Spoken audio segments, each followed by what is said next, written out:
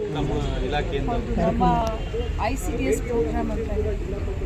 ನಾನು ತಮ್ಮನ್ನೆಲ್ಲರನ್ನೂ ಒಂದು press meet ಕರೆದು ಘೋಷಣೆ ಮಾಡೋಣ ಅಂತ ಅಂದ್ಕೊಂಡಿದ್ದೆ. ಅದು ಕೂಡ ಅಂಗನವಾಡಿಗಳನ್ನು ಕರ್ನಾಟಕ ರಾಜ್ಯದಲ್ಲೇ ಪ್ರಥಮ ಬಾರಿಗೆ ಮೈಸೂರಿನ ಟಿ ನರಸೀಪುರದಲ್ಲಿ ಪ್ರಾರಂಭ ಮಾಡಿದ್ರು ಇಂದಿರಾ ಗಾಂಧೀಜಿ.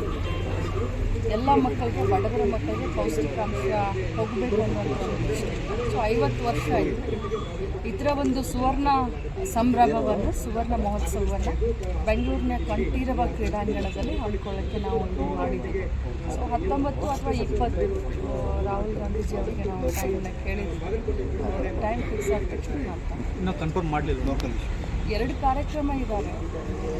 ಪ್ರಿಯಾಂಕಾ ಖರ್ಗೆಜಿ ಅವರ ಒಂದು ಡಿಪಾರ್ಟ್ಮೆಂಟ್ನ ಒಂದು ಕಾರ್ಯಕ್ರಮ ಇದೆ, ಟೆಕ್ ಸಬ್ಮಿಟ್, ಆಮೇಲೆ ಒಂದು ನಮ್ಮದಿದೆ. ಸೊ ಡೇಟ್ ಹೊಂದಿಸ್ಕೊಂಡು ಹೇಳ್ತೀವಿ ಅಂತ ಹೇಳಿದ್ದಾರೆ.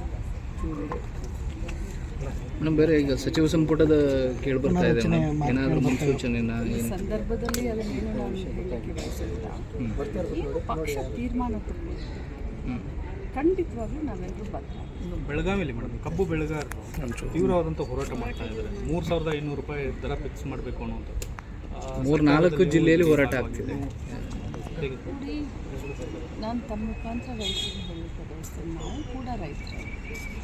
ಈಗ ಶುಗರ್ ಫ್ಯಾಕ್ಟ್ರಿಯನ್ನು ಹಾಕಿದ ತಕ್ಷಣ ನಮಗೆ ರೈತರ ಸಂಕಷ್ಟ ಗೊತ್ತಾಗೋದಿಲ್ಲ ಅಂತಂದರೆ ಅದು ತಪ್ಪು. ನಾನು ಇಷ್ಟೇ ಹೇಳ್ತೀನಿ, ವಿನ್ ವಿನ್ ಸಿಚುವೇಷನ್ಲಿ ರೈತರಿಗೂ ಅನ್ಯಾಯ ಆಗಬಾರ್ದು, ಶುಗರ್ ಫ್ಯಾಕ್ಟ್ರಿ ಓನರ್ಗಳಿಗೂ ಅನ್ಯಾಯ ಆಗಿರಬಾರ್ದು. ಇಬ್ಬರನ್ನೂ ಸೇರಿಸ್ಕೊಂಡು ಈಗಾಗಲೇ 2-3 ಸತಿ ನಾವು DC ಅವ್ರು ಹೋಗಿ ಮಾತನಾಡಿದ್ದಾರೆ. ನಮಗೂ ಎಲ್ಲ ಗೊತ್ತಿದೆ. ನಾನು ಉಡುಪಿ ಜಿಲ್ಲಾ ಉಸ್ತುವಾರಿ, KDP ಮೀಟಿಂಗು, ಅದಾದಮೇಲೆ ಕನ್ನಡ ರಾಜ್ಯೋತ್ಸವ, ಅದಾದಮೇಲೆ ಈಗ 19ರ ತಯಾರಿ.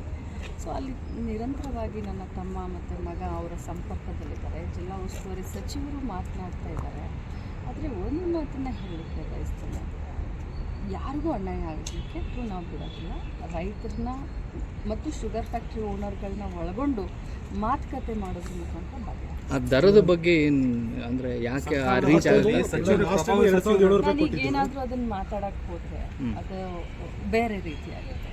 ರೈತರ ಭಾವನೆಗೆ ಧಕ್ಕೆ ಆಗಬಾರ್ದು ಅನ್ನೋ ನಮ್ಮ ಇಂಟೆನ್ಷನ್ ಇರೋದ್ರಿಂದ ಈ ಸಂದರ್ಭದಲ್ಲಿ ನಾನೇನು ಮಾತನಾಡ್ತೀನಿ. ಮೇಡಮ್, ಇವತ್ತು ವಿಜಯೇಂದ್ರ ಎಲ್ಲ ಹೋಗಿದ್ದಾರೆ ಹೋರಾಟಕ್ಕೆ, ಪ್ರತಿಭಟನೆ. ಖಂಡಿತವಾಗ್ಲೂ ಹೋಗಲಿ. ಈ ರೈತರ ಹೋರಾಟದಲ್ಲಿ ಎಲ್ಲರೂ ಭಾಗಿಯಾಗಲಿ.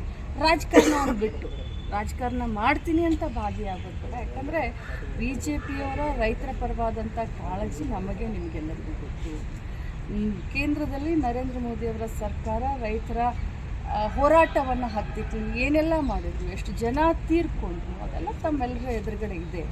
ಕರ್ನಾಟಕ ರಾಜ್ಯದಲ್ಲಿ BJPಯವರು, ವಿಜಯೇಂದ್ರ ಅನ್ನೋರು ಅಲ್ಲಿ ಹೋಗಿದ್ದಾರಂತಂದರೆ ರೈತರ ಪರವಾದಂಥ ನಿಜವಾದ ಕಾಳಜಿ ಇರಲಿ, ರಾಜಕಾರಣ ಬೇಡ ಅಂತ ಹೇಳಿ ಆಗಿದೆ ಮೇಡಮ್. ಆದರೆ ದರ ನಿಗದಿ ಮಾಡೋಕ್ಕೆ ಯಾಕೆ ಇಷ್ಟು ವಿಳಂಬ ಆಗ್ತಾ ಇದೆ? ನಾನು ಅದನ್ನೇ ಹೇಳಿದೆ. ಈಗ ನಾನೇನಾದರೂ ಮಾತನಾಡುತ್ತೆ ರೈತರ ಭಾವನೆಗೆ ಧಕ್ಕೆ ಬರುತ್ತೆ. ನಾನೇನೂ ಮಾತನಾಡೋದಿಲ್ಲ. ಜಿಲ್ಲಾಡಳಿತ, ಸರ್ಕಾರ ಎಲ್ಲರೂ ಸೇರ್ಕೊಂಡು ಮಾತನಾಡ್ತಾರೆ. ಅಧಿಕಾರ ಹಂಚಿಕೆ ವಿಚಾರನೂ ಸಾಕಷ್ಟು ಚರ್ಚೆ ಆಗ್ತಾ ಇದೆ. ಅಧಿಕಾರ ಹಂಚಿಕೆ ನಾನೇನು ಮಾತಾಡೋಕ್ಕಾಗಲ್ಲ. DK ಶಿವಕುಮಾರ್ ಅವರು CM ನನಗೆ ಅದ್ರ ಬಗ್ಗೆ ಸಿದ್ದರಾಮಯ್ಯನವರು ಮುಂದುವರಿಬೇಕಂತ ಆ ಮಟ್ಟಕ್ಕೆ ಮಾತನಾಡುವಂಥ ಇದರಲ್ಲೂ ಇಲ್ಲ. ನಾನು ಇದೇನೇ ಇದ್ರು ಹೈಕಮಾಂಡ್, ರಾಹುಲ್ ಗಾಂಧಿ ಅವರು, ಖರ್ಗೆ ಸಾಹೇಬರು, ಸೋನಿಯಾ ಗಾಂಧೀಜಿಯವರು, ಅವರೆಲ್ಲ ಅವ್ರ ಹಂತದಲ್ಲಿ ಕೇಳುವಂಥ ವಿಚಾರ, ಮಾತನಾಡುವಂಥ ವಿಚಾರ.